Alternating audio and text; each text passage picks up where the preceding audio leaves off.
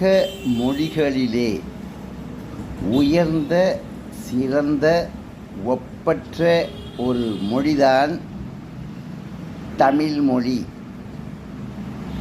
தமிழ்மொழிக்கு நிகரான ஒரு மொழியை உலகத்தில் உங்களால் காட்ட முடியுமா?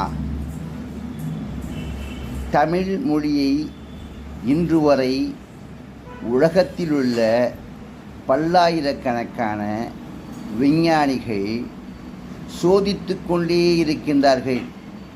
ஆராய்ச்சியாளர்கள் அறிந்து கொள்ள முற்பட்டு கொண்டே இருக்கின்றார்கள்.